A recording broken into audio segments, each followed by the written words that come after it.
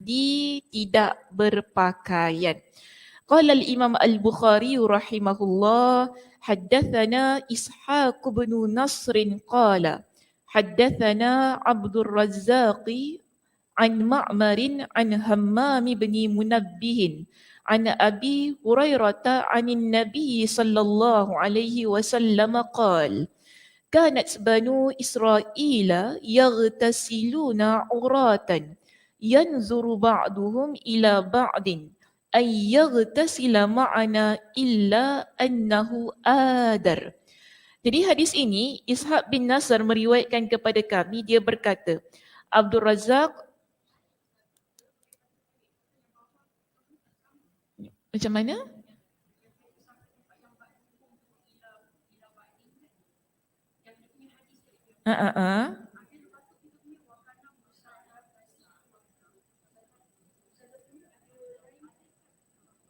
Kenapa? Macam mana tengok buku? Ni kat sini kan follow, tapi tadi ada dia punya, ada yang tak sama, kita punya kat sini dua ni. Ada baris yang tak sama. Wakana Musa yang tasilu wahdahu. Follow. Tadi Ustazah baca, kita check, kita punya tak ada. Tak ada apa.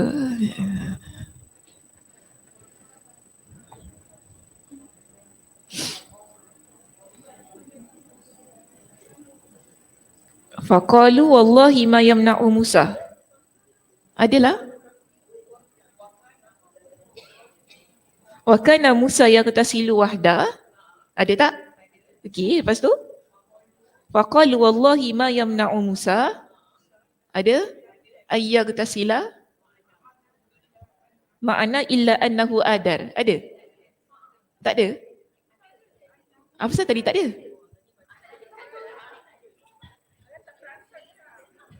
Ada? Tak? Saya baca, betul tak saya baca? Subhanallah. Kak Dewi. Pergi mana?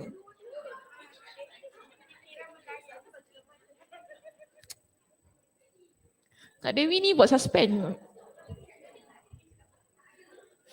Ada. Saya baca separuh dulu. Ustazah baca separuh dulu ya hadisnya. Okey. Ada kat situ. Takkan salah pula. Okey. Jadi dekat sini kan hadis ni Ishaq bin Nasr meriwayatkan kepada kami, dia berkata Abdul Razzaq meriwayatkan kepada kami dari Ma'mar, dari Hammam bin Munabbih, dari Abu Hurairah, dari Nabi SAW, baginda bersabda. Jadi kisah ni Nabi yang ceritakan kepada para sahabat.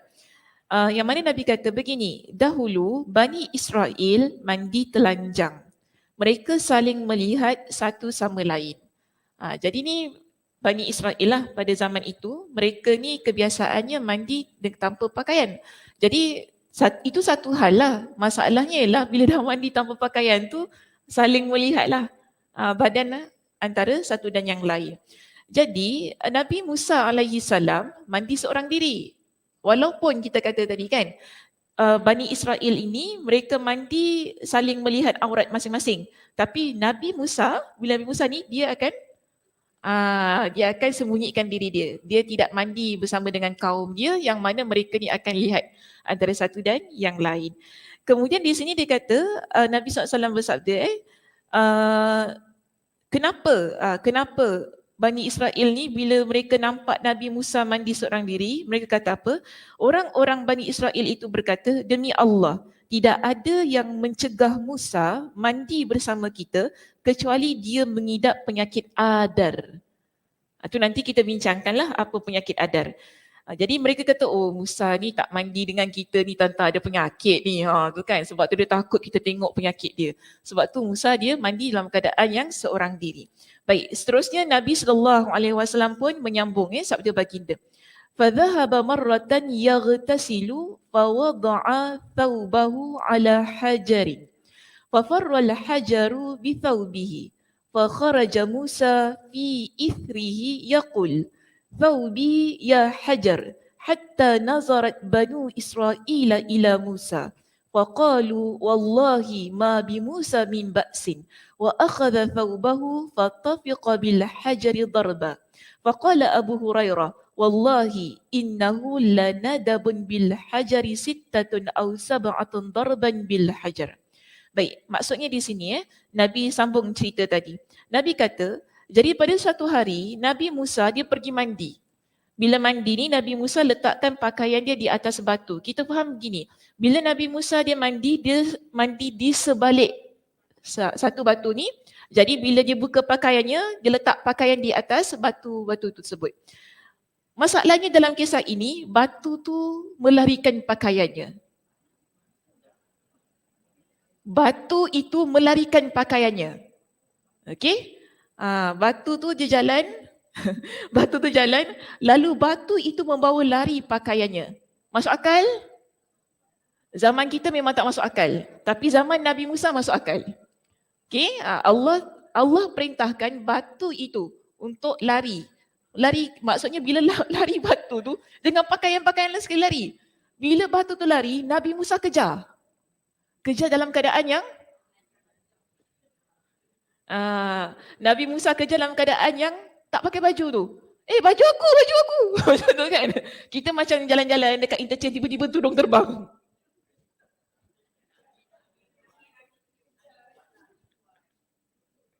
Tudung tu tercabut. Terbang, kita kejar tudung tu. Tudung aku. Bukan saya punya experience lah, ada orang lain yang experience. Dia cerita, terkojol-kojol ketawa dengan cerita dia. Aku lari kejar tudung aku, tudung. Sebab tu kita pakai tudung kena pakai pin ya. Pin ni penting. Kan? Kadang-kadang pakai tudung bibik kan, main sarung kan gitu kan. Jadi pin kanan kiri atas ni penting supaya kalau apa ni angin kuat, tudung kita tak tercabut. Jadi kalau tercabut jadi macam Nabi Musa lah kejar. Kejar tu kan. Dia kejar. Jadi Nabi Musa sekarang dalam kisah ni, Nabi cerita, bila batu tu bawa lari pakaian dia kan, Nabi Musa kata, batu, baju aku macam tu. Nabi Musa kejar batu tu. Bila Nabi Musa kejar dalam keadaan tak berpakaian tu, Bani Israel nampak badan Nabi Musa. Okay? Ini kenapa Allah takdirkan kisah ini. Supaya tidak ada fitnah. Sebab mereka tadi assume kan. Mereka kata, tuan-tuan si Musa ni ada penyakit ni sebab tu tak mandi dengan kita sama-sama. Tak bagi kita tengok badan dia ada apa. Saya kata ada penyakit adar. Jadi Allah takdirkan kisah ini, Nabi Musa mandi, batu tu lari, kemudian Nabi Musa kejar batu tu sebab ada pakaian dia. Bani Israel nampak Nabi Musa lari dalam keadaan yang sedemikian.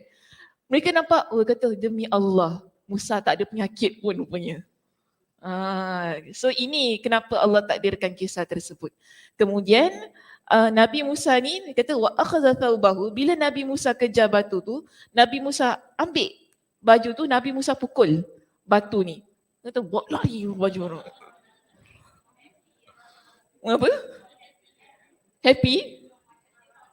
Not happy, of course lah kan. Sebab macam kita malu lah baju kita. Sebab sekarang ni malu tu dia dah hilang ya, sebab kita dalam keadaan darurat kan. Kita apa-apa, macam tadi kalau tudung kita terbang, takkan kita nak tutup dengan apa, kita malu pun hilang, kita kejarlah tudung kita, dah tak ingat apa-apa dah.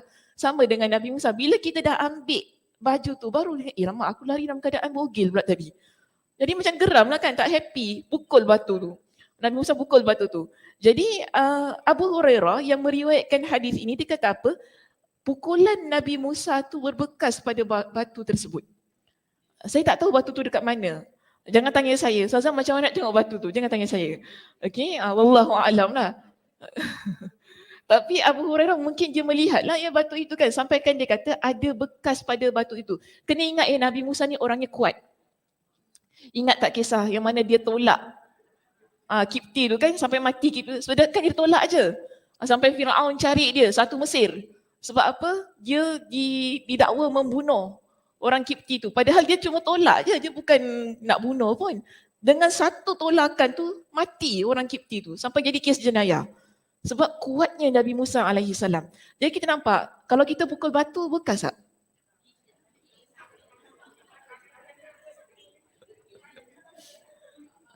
Marahkan batu, sepak batu, akhirnya kaki sakit kan?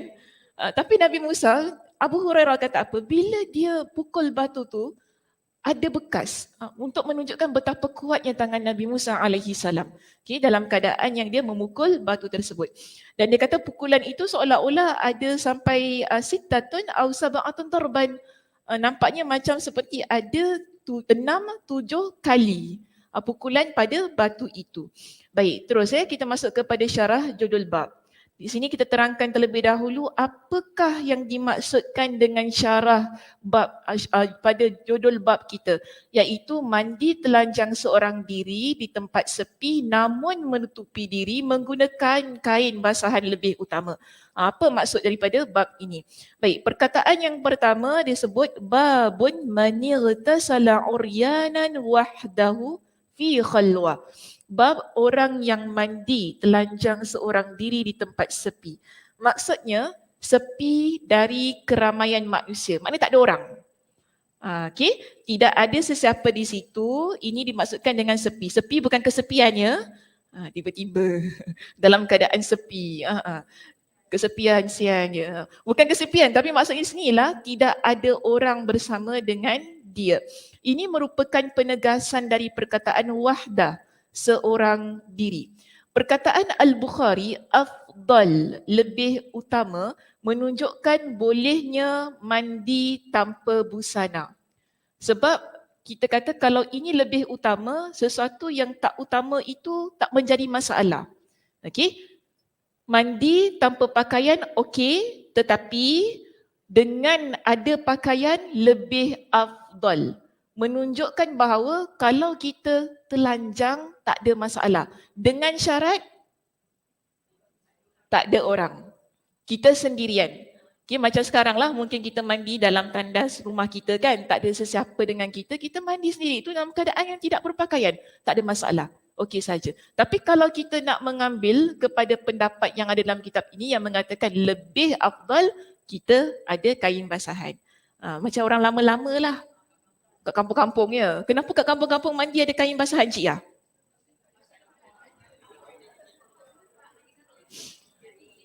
Oh, bila air sehingga takut orang tengok. Ada je mata-mata yang kan. Kalau sekarang ada ke orang nak ni? Sekarang tak ada lagi insya-Allah. InsyaAllah tak ada kan. Tak ada masalah lah. Cuma nak kata tu kan, kita ni dalam apa jua keadaan kalau kita tahu tempat itu terbuka, walaupun tak ada orang, lebih baik berpakaian. Kan, saya ingat dulu masa umur saya berapa, kita habis O level masa tu umur 16-17 tahun kan. Saya belajar terus pergi Melaka waktu tu. Biasalah budak-budak kampung ni kan. Dia mandi, dia berkembang ramai-ramai kat situ. Kita ni budak Singapura tak biasa kan. Cakap, takkan aku nak mandi macam tu Dah mandi happy-happy tu, tuan-tuan air tu kan. Saya tengok, takkan aku nak mandi macam ini.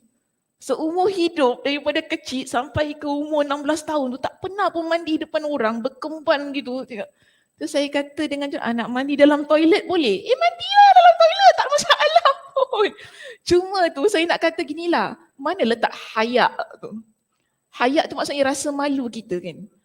Kita rasanya daripada kecil, bukan, actually tak salah lah sebab dia tutup lah kan. Walaupun kita sama-sama perempuan. Tapi bagi saya malu tu mesti ada. Malu mesti ada. Sebab bahagian sini kita biasa tutup. Ini bukan aurat kita sama wanita, bukan aurat. Tapi kita biasa tutup kan. Bila orang tengok tu saya rasa macam tak sedap lah. Malu kan, bahagian leher kita ni semua. Jadi bagi saya macam ni lah, orang yang dia ni ahlul ilm, orang ahli ilmu ni, yang ada ilmu, dia takkan mandi di hadapan orang ramai. Okay, kita jaga dia takkan mandi walaupun dalam keadaan yang berkembang. Okay, lagi-lagi, lebih-lebih lagi sekarang kita ni macam-macam fitnah. Kita tak tahu mungkin dia suka sama-sama jenis. Ini masalah-masalah yang contemporary lah yang kita perlu perhatikan. Kita tak tahu apa masalah yang ada pada teman kita walaupun dia itu wanita. Mungkin dia ada perasaan yang berbeza dengan kita, kan, yang akhirnya kita pun menampakkan apa yang tak sepatutnya diperlihatkan pun jadi terjatuh cinta sesamanya. Ini yang tiba-tiba nak tidur sama-sama. Ini masalah-masalah ini berlaku dalam asrama saya kata. Jadi saya bukan apa, saya kata Saya amat tidak menggalakkan kalau anak kita ni kecil-kecil kita hantar pergi asrama. Saya tak menggalakkan. Kadang-kadang kita orang Singapura suka hantar anak pergi pondok ke apa kan. Okeylah, tapi kena lihat bagaimana persekitarannya. Sebab kita ada banyak sangat kes dekat tempat-tempat yang begini. Bila jauh daripada ibu bapa, kemudian duduk dengan kawan-kawan. Kawan-kawan ni kita tak tahu dia orang belajar macam mana, pembesaran, background dia orang tu bagaimana. Nanti kan dia mengajar benda yang tak elok pada anak-anak ni. Kita dengan harapannya bila kita ni kadang-kadang kita hantar anak kita ke luar negara ataupun duduk di asrama ke pondok ke apa kan, dengan harapan supaya anak kita berdikari kan, tak? Mereka ni berjiwa besar, tidak mengharap kepada mak ayah, tahu hidup sendiri ke apa kan. Tapi kadang-kadang kita lupa tentang satu aspek di mana daripada sudut kejiwaan mereka, pendidikan, tarbiyah yang seharusnya ia bermula daripada tangan ibu bapa itu sendiri yang mengajar tentang aspek aurat terutamanya. Jadi ini sangat penting. So kita jangan melihat, sebab zaman sekarang bukan macam zaman kita, mak ayah kita dulu-dulu tau. Mak ayah kita mungkin saya percaya zaman pondok waktu tu memang Masya Allah. Tapi kalau sekarang ni saya amat bimbang. Sebab sangat banyak kes-kes orang kata seksual, melibatkan aurat, pegang sana, pegang sini, sesama jenis, sangat membimbangkan. Jadi kita banyak kali pesan pada anak-anak kita, walaupun sama-sama perempuan ke sama-sama lelaki, kena jaga aurat tu. Dia kata tak apalah ibu, sama-sama perempuan apa, my friend mandi sama-sama. Oi jangan. Bahaya sekarang. Budak sekarang ni tengok TikTok, macam-macam benda kan. Sekarang pula orang suka rekod-rekod. Kita tak tahu kawan kita mungkin dengki kat kita, dia rekod kita mandi ke apa. Ni benda-benda macam ni sangat bahaya. Jadi apa pun kita jaga. Jangan ambil remeh isu ini. Okay, lebih-lebih lagi pada zaman media sosial sekarang ni. Perlu jaga aurat. Kita nampak ada orang tempat tu terbuka ataupun kita rasa risau, kita pakai something. Maknanya kain basahan ke, nak mandi dengan baju pun tak apalah bagi saya kan. Bimbang. Atau mungkin kadang-kadang kita stop dekat R&R saya kata. Mungkin macam tak mandi kot satu hari kan, kita rasa kita nak mandi. Di tandas awam ni sangat bahaya. Okay, jadi kalau rasa nak mandi tu hati-hati. Tak tahu mungkin ada kamera, apa kan? Jangan tukar-tukar sembarang. Tukar-tukar seluar dalam ke apa. Tengah-tengah orang ramai. Ni benda-benda ni kita tak tahu kan. Mungkin ada orang rekod dan sebagainya. So ini sebenarnya dalam perbincangan ini, walaupun ni dia kata tak jadi masalah, mandi dalam keadaan yang tidak berpakaian, tapi kena ingat ada syaratnya. Tidak ada orang lain. Okay, kita sendirian. Sebab tu tadi dia kata sini lebih utama bila kita ada sesuatu yang menutupi diri kita. Baik, so dia kata di sini itulah pendapat yang dipilih oleh kebanyakan ulama. Pendapat ini ditentang oleh Ibn Abi Laylah, sepertinya ia berpegang kepada hadis marfu' yang diriwayatkan oleh Ali bin Umayyah yang lafaznya idza ghtasala ahadukum falyastatir. Jadi kita ada hadis yang lain yang mana Nabi SAW bersabda, Nabi kata apa? Apabila salah seorang dari kalian mandi, hendaklah dia menutupi diri. Sebab itu ada di kalangan para ulama kata apa? Mesti pakai sesuatu ketika mandi. Sebab ada hadis yang lain menunjukkan Nabi suruh kita tutup. Okay, tutup diri. Tapi ada juga di kalangan para ulama memahami hadis ni ialah falyastatir itu bukan semata-mata tentang kain basahan. Menutupi diri ialah mandi di tempat yang khas. Tandas yang khususlah yang disiapkan untuk mandi yang tidak dilihat oleh orang lain. Itu maksud Nabi SAW. Tapi biasalah ya, itu di kalangan para ulama mereka ada banyak pertikaian tentang kefahaman sesebuah hadis. Jadi dia kata di sini beliau mengucapkan sabdanya ini kepada seorang lelaki ketika melihatnya mandi seorang diri tanpa busana. Diriwayatkan oleh Abu Daud dan juga Al-Bazzar dengan lafaz yang mirip dari hadis Ibn Abbas secara lengkap. Baik, seterusnya perkataan waqala Bahzun. Bahzun meriwayatkan Al-Asili menambahkan lafaz Ibn Hakim, iaitu ialah Ibn Hakim, tak ada masalah. Perkataan an jaddihi, dari datuknya. Siapa datuknya? Nama sebenar datuknya ini ialah Muawiyah bin Haidah. Ejaan namanya dibaca dengan huruf ha dan dengan mensukunkan huruf ya, jadi bunyinya hai. Okay, Haidah. ia adalah seorang sahabat yang masyhur. Jadi Muawiyah bin Haidah ini adalah sahabat Nabi sallallahu alaihi wasallam. Seterusnya perkataan ayyastahya minhu minan nas. Lebih patut malu kepadanya. Kepadanya maksudnya kepada Allah daripada malu kepada manusia. Demikian yang tercantum dalam majoriti riwayat. Dalam riwayat As-Sarakhsi, dalam riwayat As-Sarakhsi disebutkan dengan lafaz ahaqqu ayyastatira minhu. Lebih patut untuk menutupi diri darinya. Redaksi ini diriwayatkan dengan makna. Okey, baik. Di sini dalam perbahasan ini dibawakan kepada kita dengan sebuah hadis yang mana ianya disebut dari dalam kitab Sunan dan selainnya. Mereka meriwayatkan melalui beberapa jalur dari bahas. Maknanya ada hadis yang lengkap didatangkan kepada kita berkenaan dengan hadis bahas tu tadi. Sebab kalau kita rujuk dalam teks kita tadi kan, hadis itu hanya menyebutkan hujungnya saja. Allahu ahaqqu ayyastahya minhu minan nas. Tapi di sini Imam Ibn Hajar Al-Asqalani dia bawakan kisah penuh tentang kenapa Nabi SAW menyebutkan hadis itu kepada bahas tu tadi. Kepada Muawiyah bin Haidah tu tadi. Jadi dia kata di sini, Ibn Abi Shaybah berkata, Yazid bin Harun meriwayatkan kepada kami, dia berkata, Bahas bin Hakim meriwayatkan kepada kami, dia berkata, dari ayahnya, dari datuknya dia berkata, aku pernah bertanya. Jadi maknanya Muawiyah bin Haidah, dia pernah tanya kepada Nabi dengan soalan ini. Apa dia tanya? Dia tanya Nabi gini, bagaimana batasan aurat yang harus kami jaga dan kami biarkan? Jadi Nabi jawab, ihfaz aurataka illa min zaujatika au ma malakat yaminuk. Jagalah auratmu kecuali terhadap isterimu atau hamba wanitamu yang kamu miliki. Jadi di sini Nabi kata, dengan kata lain, aurat antara isteri dengan suami itu tidak ada batas. Tapi kalau dengan yang lain kena jaga. Itu maksud Nabi. Jadi Muawiyah bin Haidah dia tanya lagi kepada Nabi, wahai Rasulullah, bagaimana kalau salah seorang dari kami sedang sendirian? Maknanya tak ada orang nampak kami. Lalu Nabi SAW pun menjawab, Allahu ahaqqu ayyustahya minhu minan nas.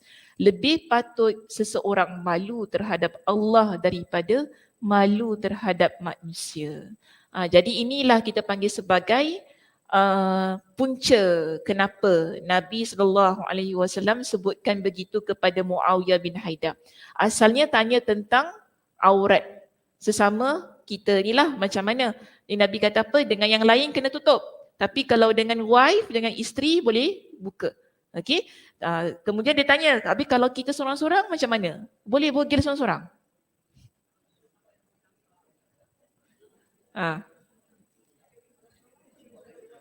Tak ada orang nampak boleh? Masya Allah.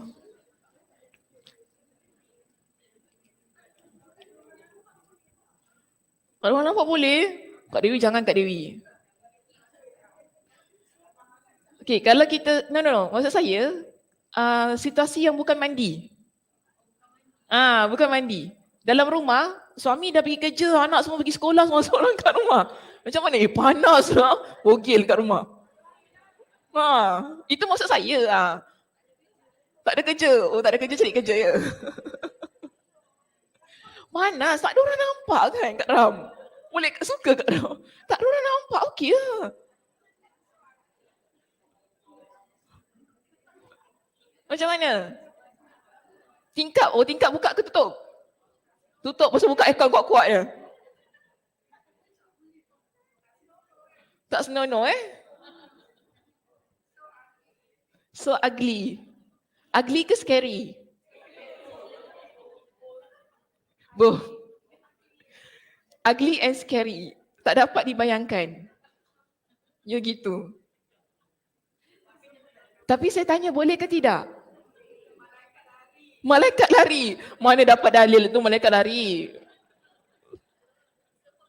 Semut pun takut. Semut kelipas. Lipas tengok pun lari ya. Saya tanya boleh ke tidak? Boleh, betul. Boleh ke tak?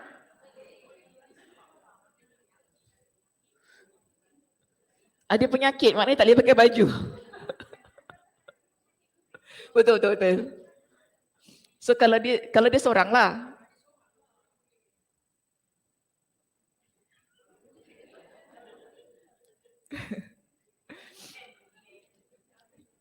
Kak Ram buat tak? Abang Kak Ram pergi kerja, adik Kak Ram keluar, so Kak Ram seorang ke rumah. Kucing tengok. Kucing istighfar, astagfirullahalazim. Kucing terus hafal Sayyidul Istighfar. Allahumma anta rabbi la ilaha illa anta. Panjang istighfar kucing tu tengok. Ram. Aku ingatkan kau jadi Ram lah Ram. Tiba-tiba lain. Okay, nanti kita bincang Tak apa. Saya bagi benda tu hanging dulu. Nanti kita bincang kat belakang tu Okey baik. Di sini terus saya masuk sini. Sanadnya sahih sampai kepada bahas. Jadi hadis ini, hadis yang baru kita baca tadi tentang Nabi sebutlah Allah itu sepatutnya kita lebih malu daripada manusia tu kan tadi. Maka sanad hadis ini sahih sampai kepada bahas.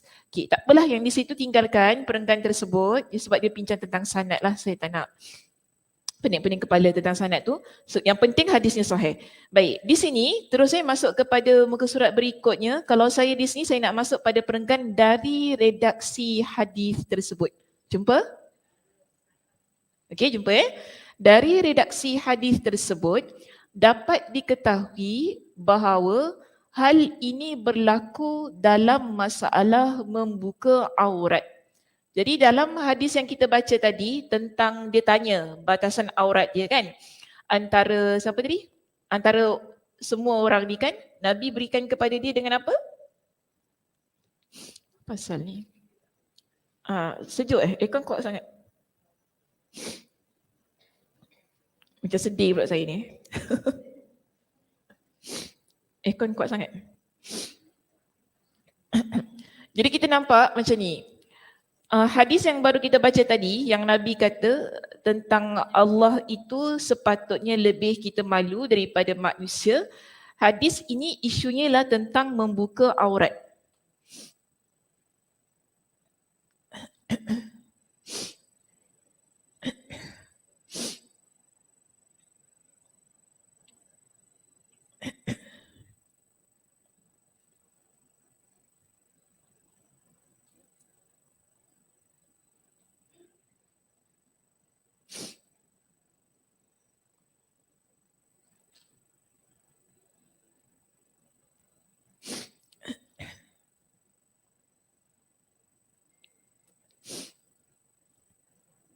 Okay, lain halnya dengan penjelasan Abu Abdul Malik Al-Ba'uni, dia berkata, sesungguhnya sabda Nabi SAW lebih patut malu terhadap Allah, maksudnya adalah dia Subhanahu wa ta'ala lebih patut untuk tidak diderhakai. Dia macam inilah, kita selalu ambil satu pendekatan yang mana kalau kita depan manusia, kita malu kan? Kalau depan orang takkanlah kita nak buka baju kita. Sekarang ni kita tahu Allah tu maha melihat. Dalam keadaan yang sedemikian, Allah tu melihat kita ni apa yang ada pada diri kita. Bahkan dalam hati kita pun Allah Subhanahu wa ta'ala tahu. So dalam keadaan-keadaan yang begini, seharusnya kita ni jadi orang yang lebih malu pada Allah. Ini maksud daripada hadis itu tadi. Okey, tentang Allahu ahaqqu ayyustahya. Kemudian dia kata apa yang patut difahami dari perkataan beliau illa min zaujatika. Sebab tadi dia tanya tentang aurat, Nabi kata kecuali isteri kamu. Dengan isteri aurat tu tak ada batas. Maka dia kata menunjukkan bahawa isteri boleh melihat aurat suaminya. Demikian pula, suami juga boleh melihat aurat isterinya secara kias. Penggalan hadis tadi juga menunjukkan bahawa tidak boleh melihat orang-orang yang telah dikecualikan di dalamnya. Misalnya, seorang lelaki melihat aurat lelaki lain dan seorang wanita melihat aurat wanita lain. Dalam Sahih Muslim terdapat hadis yang berbicara mengenai masalah ini. Maknanya di sini bukan dalam keadaan yang perlu. Sebab kadang-kadang ialah macam doktor ke apa kan, ataupun kita kadang pergi urut dan sebagainya. So di situ ada masa-masanya aurat kita terbuka dan perlu. So senang panggil macam inilah, kalau ia dalam keadaan yang memerlukan kepada rawatan, so di situ dibenarkan. Macam kita, contoh doktor lelaki, contohlah saya kata doktor lelaki. Kemudian nak buat macam mana kan? Masa tu tak ada doktor perempuan yang bekerja dan memang kita tak ada pilihan, dia tengok aurat kita. Jadi itu tak ada masalah. Tak berdosa lah kita panggil dalam situasi demikian. Tapi kalau tak ada apa-apa, main tiba-tiba buka, nak tunjuk-tunjuk, ni tak boleh. Tiba-tiba nak tunjuk, nak tengok tak? Tak payahlah.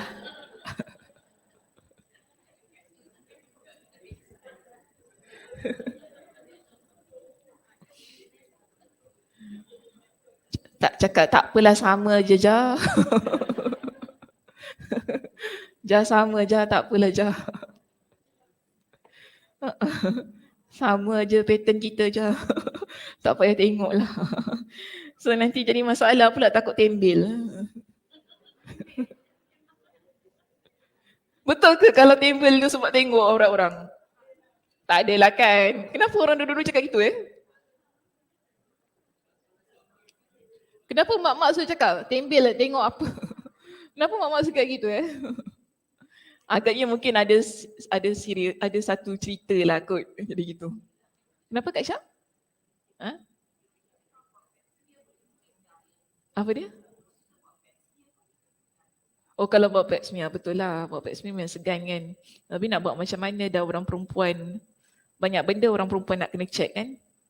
Nak buat pap smear, apa lagi, breast examination, macam-macam. Check lah jangan tak check. Tiba-tiba pula masuk. Kak Syah ni. Kena check lah kan.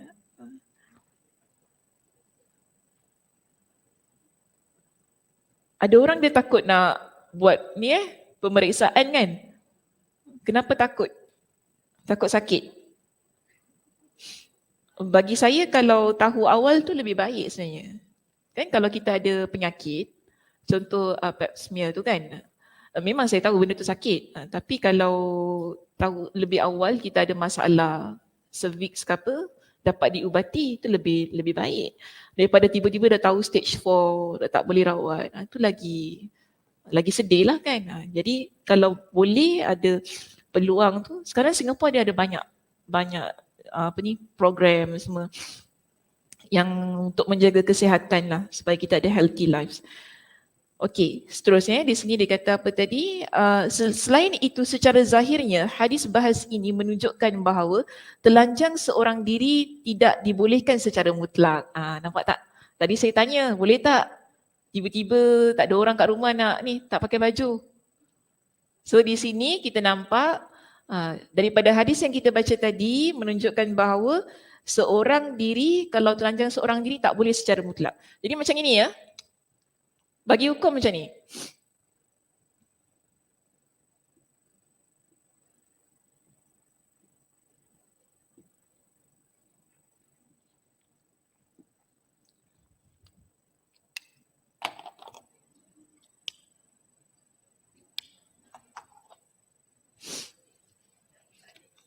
Tak ada ink.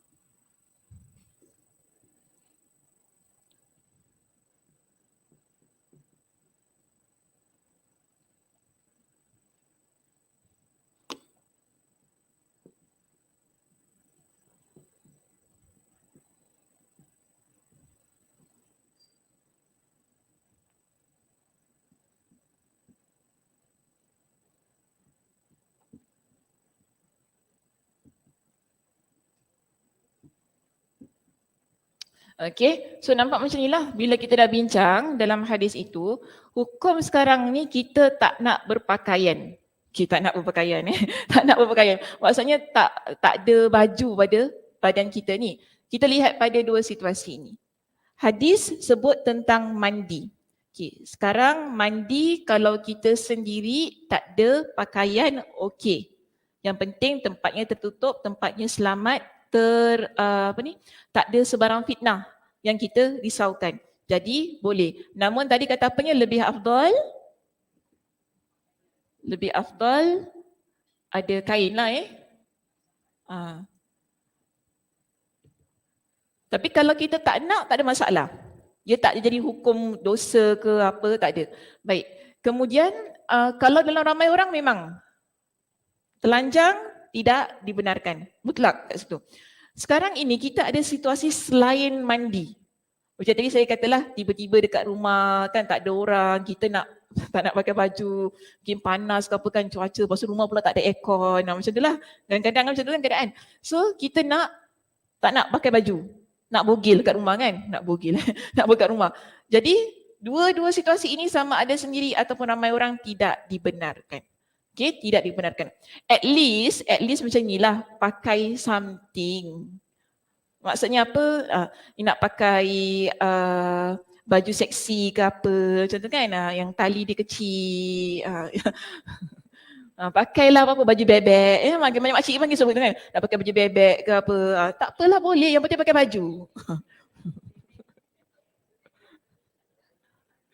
yang penting pakai baju. Jangan sampai tak pakai langsung. Saya faham panas apa. Allah seorang-seorang tak kalah seorang-seorang nak pakai jubah dalam rumah. Itu dah melampau sangat. Kita dah melampau sangat. So yang penting pakai apa pun yang nak dipakai. Jangan sampai telanjang seorang diri. Okay. Baju kelawar panas juga Kak Devi.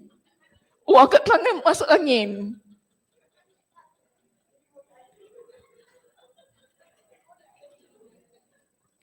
Angkat tangan masuk angin ni, letak kat aircon. Satu rumah bau Kak Devi nanti.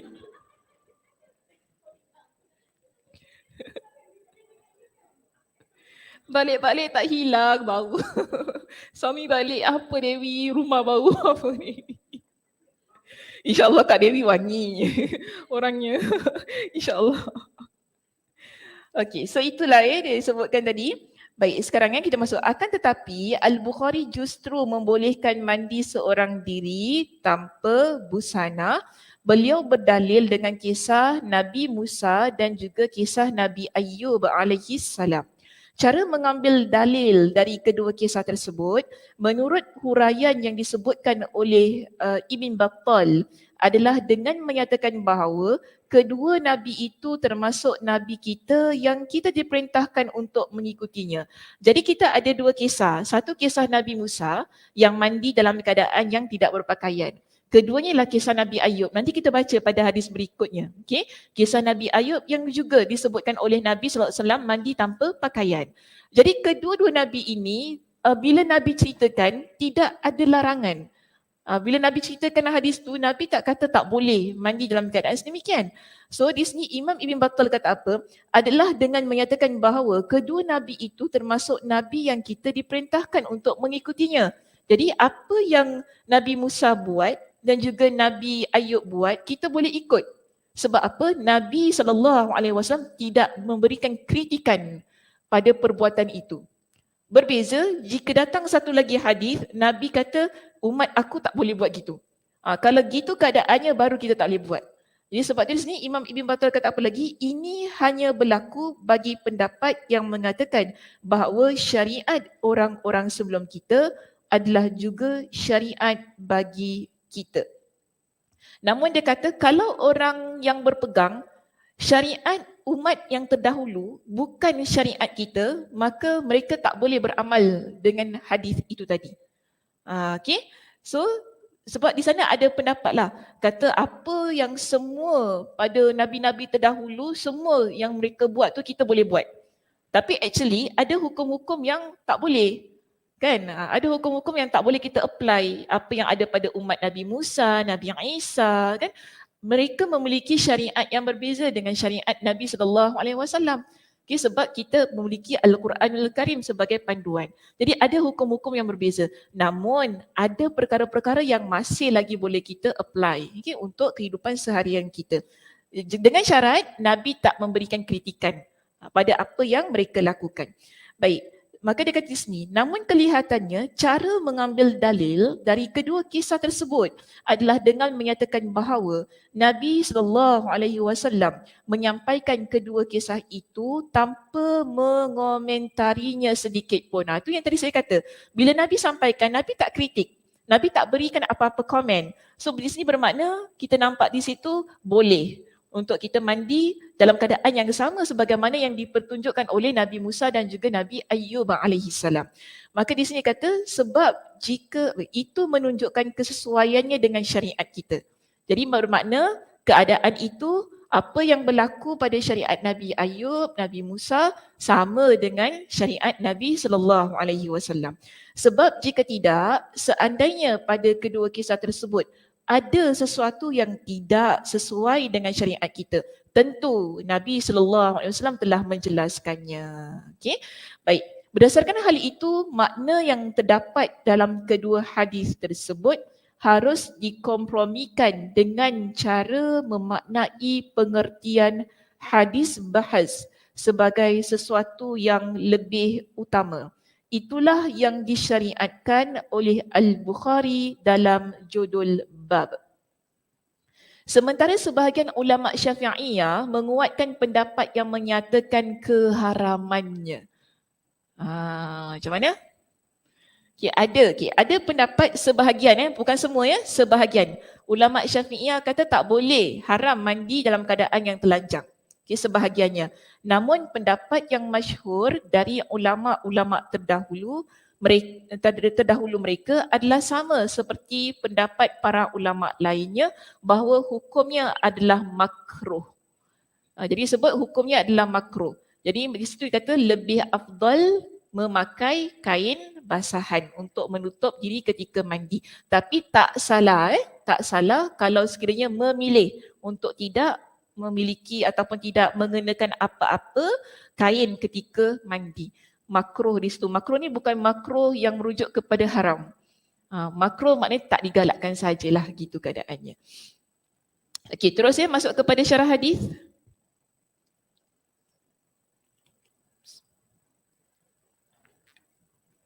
Perkataan Kanat Banu Israel, dahulu Bani Israel, maksudnya sekumpulan orang dari mereka.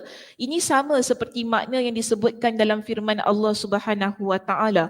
Qalatil a'rabu amanna. Orang-orang Arab Badui berkata, kami telah beriman. Okey, tak ada masalah lah di situ. Perkataan yaghtasiluna uratan. Mereka mandi telanjang. Zahirnya, hal itu dibolehkan dalam syariat mereka. Jika hal itu tidak dibolehkan, tentu Nabi Musa tidak akan membenarkan perbuatan tersebut. Ini satu perkara yang perlu kita faham juga. Nabi Musa, bila kaum dia mandi dalam keadaan begitu, dia tak larang. Itu menunjukkan boleh. Kan? Nabi Musa tak larang. Jadi Nabi Musa biarkan sahaja. Dia kata, sedangkan kenapa Nabi Musa pula yang mandi seorang diri? Itu semata dalam rangka mengamalkan yang lebih utama. Jadi mandi ramai-ramai itu dalam keadaan yang begitu tak ada masalah lah. Cuma kita seharusnya memilih satu keadaan yang lebih utama yang jauh daripada fitnah. Okay? Jadi dia kata di sini, itu semata-mata dalam rangka mengamalkan yang lebih utama. Namun anehnya Ibn Battal malah berkata, ini menunjukkan bahawa mereka adalah orang-orang yang derhaka terhadap beliau. Pendapat ini diikuti oleh Al-Qurtubi, lalu dia mengulas tentang hal itu secara panjang lebar. Baik, Imam Ibn Battal dia kata macam ini, apa yang Bani Israel buat itu sebab mereka tak dengar cakap Nabi Musa. Biasa Nabi Musa ni selalu kena ni kan. Kena condemn dengan Bani Israel. Nabi Musa suruh buat ni tak nak. Nabi Musa suruh ni tak nak. Ada je yang diorang ni kan nak ingkar. Jadi sebab tu di sini Ibn Battal kata apa? Apa yang dibuat oleh Bani Israel pada tentang hal isu mandi ni kan sebab mereka derhaka dengan Nabi Musa. Itu pendapat dia lah. Jadi Imam Al-Qurtubi pun ada menjelaskan dengan panjang lebar tentang hal itu.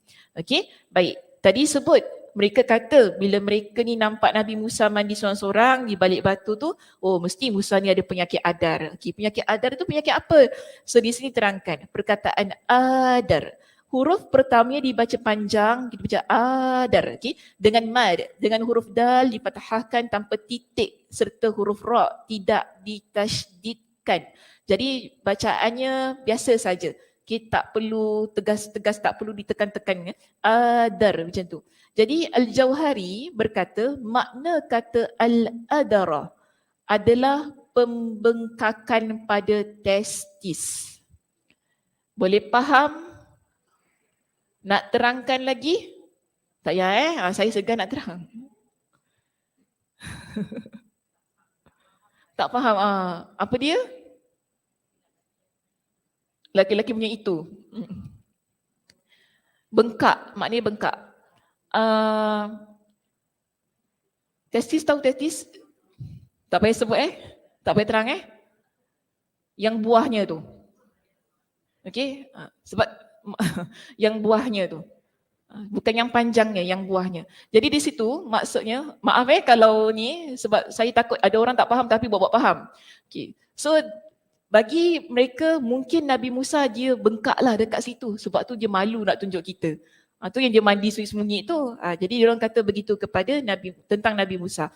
Maka di sini kata dan dibaca dengan baris fathah pada 3 huruf terdepan adara. Ada yang membacanya dengan mendammahkan huruf awal dan mensukunkan huruf dal. Jadi bunyi udr. Kalau gitulah, itu kita panggil sebagai kepelbagaian cara pembacaan tentang penyakit adar tu. Yang penting baca adar lah sebagaimana yang terdapat dalam teks hadis. Baik. Seterusnya perkataan fakharaja Musa. Jadi Allah itulah yang Allah takdirkan batu tu lari. Yang mana di atas batu tersebut ada pakaian Nabi Musa. Jadi lalu Nabi Musa pun mengejar batu itu, maksudnya dia lari dengan kencang, dengan laju sangat-sangat. Dalam riwayat lain tercantum lafaz fajamaah. Kenapa lari dengan laju? Tak, fikir lain. Apa dia?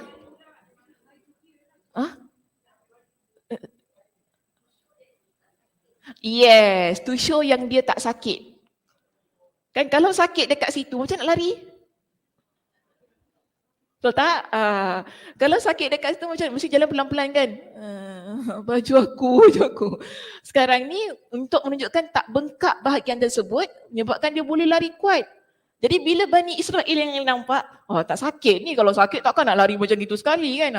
Ini logiknya kenapa batu tu lari dengan laju, Nabi Musa pun lari dengan laju, Bani Israel nampak, sehat rupanya si Musa ni. Itu maksudnya. Okey. Baik, seterusnya dia kata sini. Perkataan Thawbi ya hajar. Dia kata, wahai batu pakaian aku, batu pakaian aku. Dia pekik itu kan. Maksudnya berikan pakaian aku. Nabi Musa berbicara kepada batu tersebut kerana beliau menganggapnya makhluk yang boleh memahami. Sebab dia telah membawa lari pakaiannya. Maka baginya status batu itu beralih dari benda mati menjadi haiwan. Haiwan ni maksudnya kalau dalam bahasa Arab, dia terjemah gitu kan. Haiwan ni maksudnya benda yang hidup. Okey, ni dia terjemah bulat-bulat haiwan. Kita faham haiwan apa pula, tiba-tiba batu ada haiwan jadi haiwan. Okey, haiwan tu maksudnya benda hidup. So bila batu tu lari, Nabi Musa memiliki satu perspektif bahawa batu ni hidup lah. That's why dia berbual dengan batu, baju aku bagi balik. Macam tu keadaannya. Maka Nabi Musa pun menyerunya. Menyeru tu maksudnya panggil dia. Kerana batu itu tidak mahu mengembalikan pakaiannya. Maka Nabi Musa pun pukul batu tu. Macam tu sekali. Pukul batu tu. Ada yang mengatakan kemungkinan Nabi Musa sengaja memukulnya untuk menampakkan mukjizat yang diberikan kepada beliau dengan menyisakan bekas pukulannya pada batu tersebut.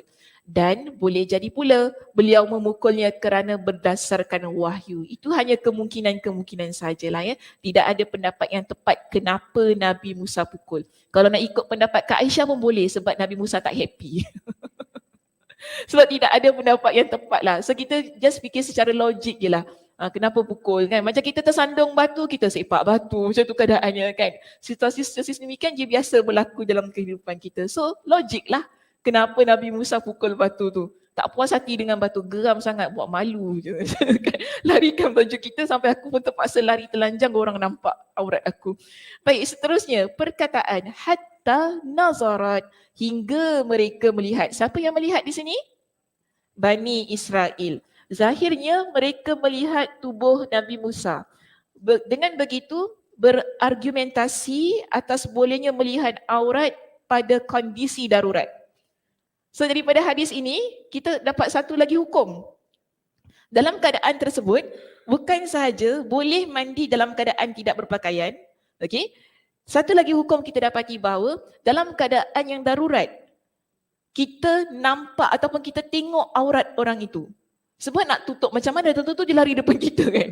Kita nak tutup, tak sempat nak tutup dah tengok, tengok macam gitu. So maknanya kita kata situasinya darurat, tak dapat dielakkan. Macam contoh kita tiba-tiba angin terbang, buka tudung kita terlepas, lelaki semua tengok aurat kita. Tak payah nak nangis, soal dosanya saya, ya Allah. Tak payah nak buat IG story, aku berdosa hari ini, ya Allah. Tak payah semua ni semua tak payah. Tak payahlah, maknanya tak payah nak rasa macam tu sangat. Sebab apa? Situasinya darurat. Okey, darurat yang menyebabkan tak boleh dielakkan orang melihat dan kita pun memperlihatkan keadaan itu.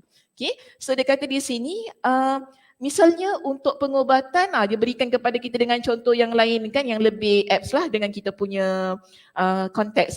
Misalnya untuk pengobatan dan sejenisnya menjadi lebih sempurna. Maknanya kalaulah tak buka aurat tu, macam mana nak mendapatkan rawatan, macam mana nak check kan. Susahlah kalau doktor nak buat pap smear tutup macam mana ni.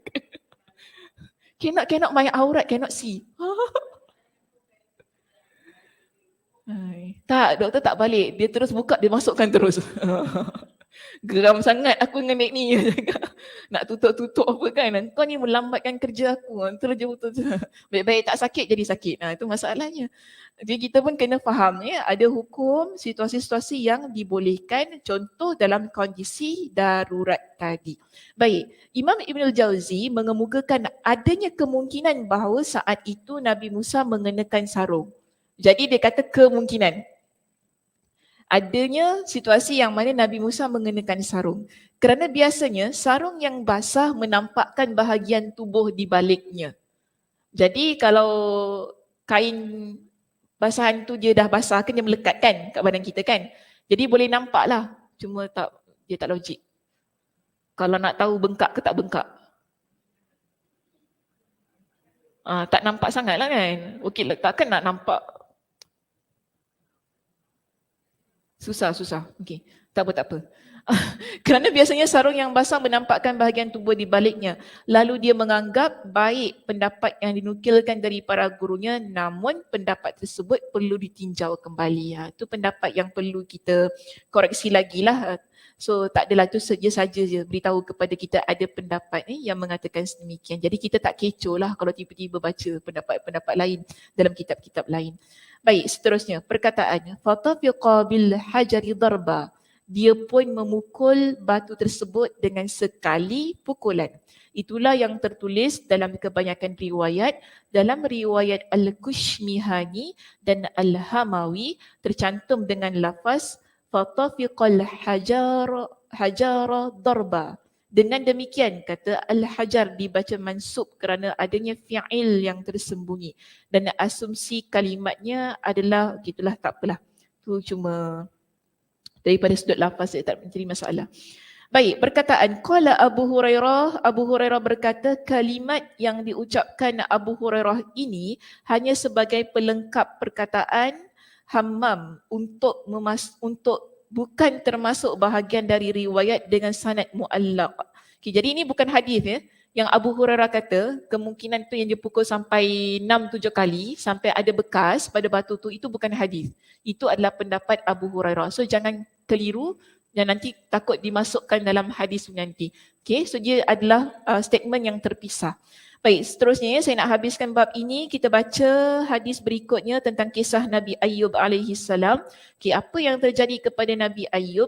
Di sini Nabi SAW bersabda, Nabi kata, Baina Ayyubu yaghtasilu uryana. Ketika Nabi Ayyub sedang mandi tanpa pakaian, maknanya telanjang tu tadi. Fakharra alaihi jaradun min zahabin. Berjatuhanlah belalang-belalang emas. Tengah-tengah mandi jatuh daun-daun emas. Macam mana? Nak kutip?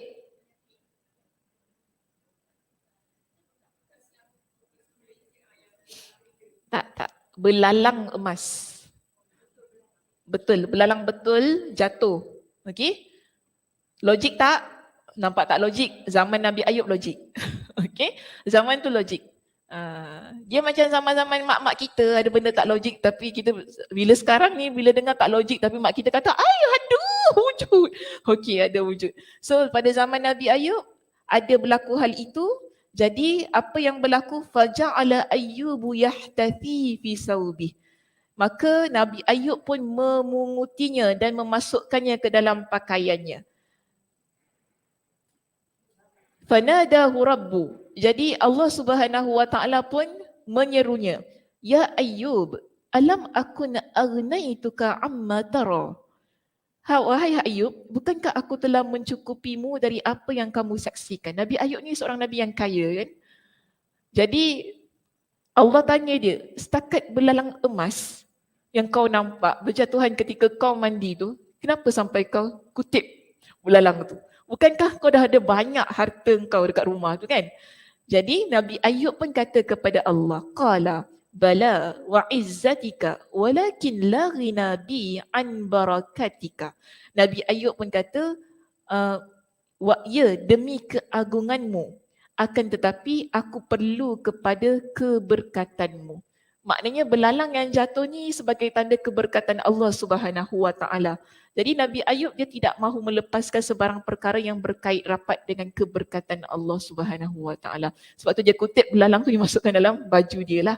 Okey. Jadi di sini dia kata warawahu Ibrahim an Musa bin Uqbah an Safwan bin Sulaim an Atha ibn Yasar an Abi Hurairah an Nabi sallallahu alaihi wasallam qala baina ayyubu yaghtasilu uryanan. Ibrahim meriwayatkannya dari dari Musa bin Uqbah, dari Safwan bin Sulaim, dari Atha bin Yasar, dari Abu Hurairah, dari Nabi SAW. Baginda bersabda ketika Nabi Ayyub sedang mandi tanpa busana. Jadi dalam kes ni, dalam hadis ini yang kita nak ambil poinnya ialah Nabi Ayyub mandi tanpa pakaian. Okey, sama tadi macam kes Nabi Musa alaihi salam. Seterusnya syarah hadis, perkataan. Wa an Abi Hurairah dari Abu Hurairah, sanad ini merupakan sambungan dari sanad yang pertama tadi dalam kisah Nabi Musa. Sambung masuk pada sanad ini maksudnya. Al-Karmani menegaskan bahawa ini merupakan riwayat dengan sanad mu'allaq yang menggunakan sirah tamrid. Sanad mu'allaq maksudnya sanad terputus. Selain itu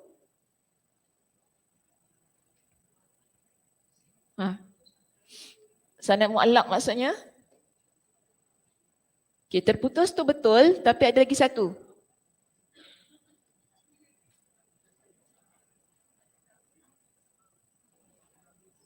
Kak Som? Kak Som agak kat kening, kenapa Kak Som? Hadisnya apa? Hadis tak kuat. Betul, hadis tak kuat. Sanad terputus, hadis tak kuat, itu semua betul. Satu lagi definition. Apa dia? Bukan dalil. Dhaif. Hadis mu'allaq adalah hadis yang dhaif. Ya gini ya, kalau hadis itu kita dah kata sanad terputus, tak kuat, masuk pada kategori hadis dhaif. Dia tak boleh naik kepada hadis sahih. Tapi kenapa dia jadi mu'allaq?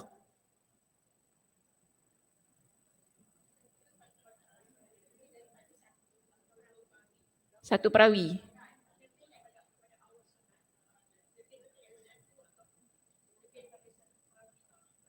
Sanad mu'allaq ialah sanad yang dibuang.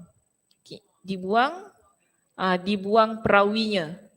Jadi bila kita baca hadis ni kan tanpa sanad, kita boleh kata oh hadis ni mu'allaq lah.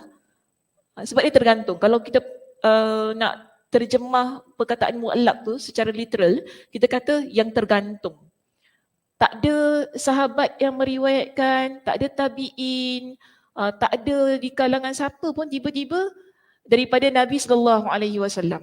So kita baca hadis ni, kenapa hadis siapa sahabat yang meriwayatkan? Sebab bila kita baca hadis, kita mesti tahu siapa sahabat yang meriwayatkan.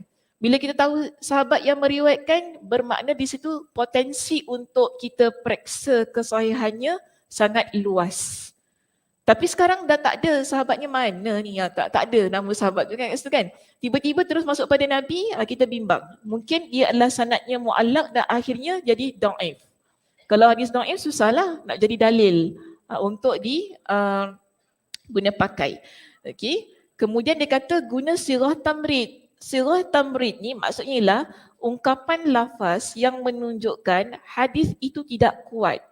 Contoh macam ini. Dalam hadis ini kita ada dua sirah. Sirah tu maksudnya lafaz. Dalam bahasa Arab ejaannya begini. Sirah. Sirah tu maksudnya lafaz-lafaz yang digunakan ketika meriwayatkan sesebuah hadis. Jadi sirah ni dia ada dua. Satu jazam, satu tamrid. Kebiasaannya, tapi kita tak boleh jadikan ia sebagai satu garis pandu yang mutlak. Cuma di kalangan para ulama hadis, kebiasaannya bila sesebuah hadis itu menggunakan sirah jazam. Sirah jazam ni maksudnya kata-katanya kuat. Contoh qala, rawa.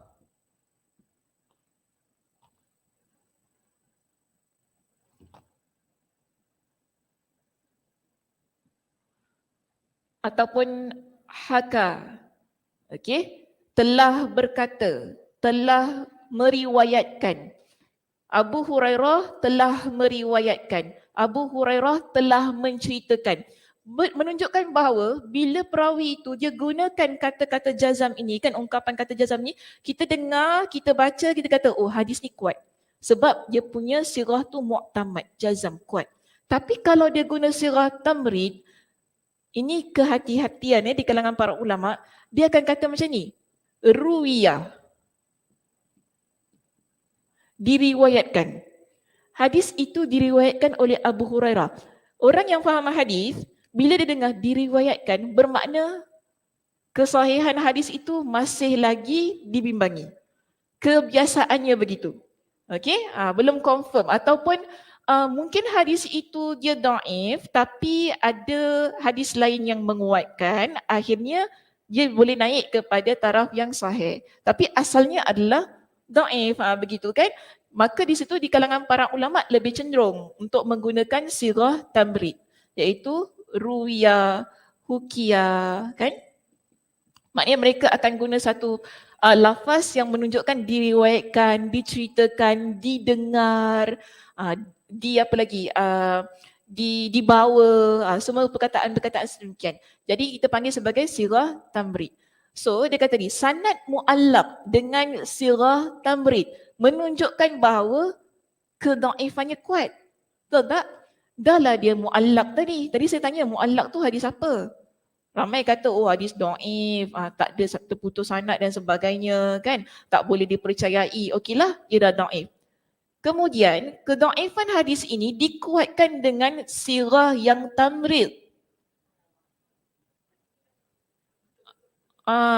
Jadi dia saling menyokong. Okey, kita nampak kat situ. Dahlah dia tu tergantung tau. Kemudian bila diriwayatkan dia guna sirah tamrid. Oh, kita baca, kita dengar, okey. Maknanya hadis ini dhaif. Hadis ini dia ada something lah, sesuatu yang tak boleh menaikkannya kepada taraf yang sahih. So inilah di kalangan para ulama mereka bincanglah sedemikian. Namun ini saya terangkan begitu sebab lafaznya ada di sini tetapi hadis yang kita baca tu dia tak mu'allaq. Hadis itu juga tidak menggunakan sirah tamrid. Hadis menggunakan sirah jazam. Bahkan dia adalah hadis yang marfu' sampai kepada Nabi SAW. Cuma ada di kalangan para ulama hadis yang kata hadis itu sanadnya mu'allaq dan juga menggunakan sirah tamrid. Sebab tu dalam kitab kata apa? Namun dia keliru. Mereka yang memberikan kritikan pada hadis itu yang kata hadis ini mu'allaq lah guna sirah tamrid, dia kata namun ia keliru. Kerana kedua hadis itu benar-benar terdapat dalam naskah Hammam dengan sanad tersebut. Al-Bukhari meriwayatkan hadis kedua dari riwayat Abdul Razak dengan sanad ini, yakni dalam kitab hadis-hadis tentang para nabi. Okey, settle tadi ya? Boleh tak tadi? Sirah tamrid, sirah jazam, okey? Ada siapa yang masih kelabu-kelabu asap? Itu saya bagi tambahan saja ya. Sebab ada perkataannya dekat sini. Jadi ni amanah ilmu lah. Takkan saya nak biarkan saja kan. Kalau boleh ikutkan hati saya tak payah skip aje lah, tak payah nak jelaskan. Sebab tak ada kena-mengena pun. Cuma sebab dia dah sebut, saya kena beritahu. Apa maksud sirah tamrid, apa maksud sanad mu'allaq kan kat situ kan. Jadi kita faham, kalau kita nanti kemudiannya kita baca, kita jumpa lagi, oh dah tahu dah sirah tamrid maksudnya ini, sirah jazam maksudnya begini. Okey baik, seterusnya ada 3 lagi perkataan yang terakhir di sini. Perkataan yahtathi, memunguti, dibaca dengan mensukunkan huruf ha dan memfathahkan ta serta sesudahnya ta. Makna kata al-hathiyah adalah mengambil dengan tangan. Jadi tadi ada belalang emas tu kan, jatuh. Nabi Ayub dia pungut. Kita kalau pungut, mesti ambil dengan tangan. Dia bahasa Arab, dia ni tak, kalau bahasa Arab ni ambil biasa panggil akhadha. Ambil, akhadha. Okay? Tapi tak guna perkataan akhadha. Dia guna satu lagi perkataan pungut. Sebab pungut ni selalu macam ini. Pungut kita guna ambil belalang macam mana gini? Gini kan? Dia gini. Ini panggil pungut. Kalau bahasa Arab dia panggil haithah. Okey? Okey, haithah tadi hathiyah, maaf. Hathiyah. Kemudian dia kata dalam riwayat Al-Qabisi dari Abu Zaid tercantum yahtathinu dengan mengganti huruf ya yang di akhirnya dengan huruf nun. Okey, settle. Terus perkataan la ghina, merasa perlu. Okey, butuh maksudnya perlu, merasa perlu. Dibaca dengan alif qasar tanpa tanwin. Alif qasar yang macam gini ya.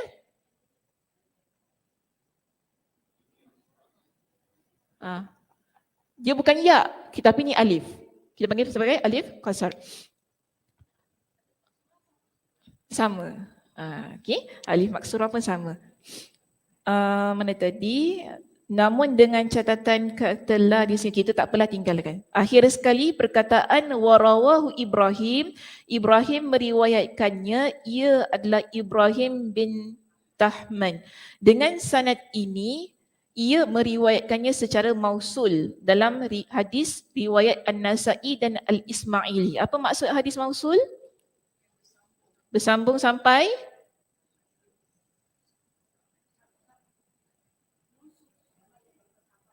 sahabat. Mausul hadis yang bersambung. Sambung sampai mana?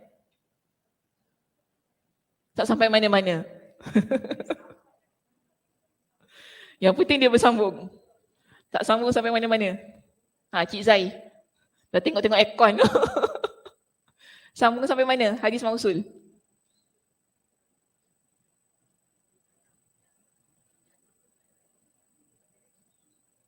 Tak tahu. Sampai sahabat. Bukan sampai Nabi.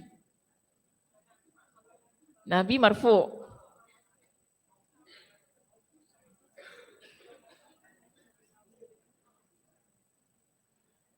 Apa pula? Sahabat mausul.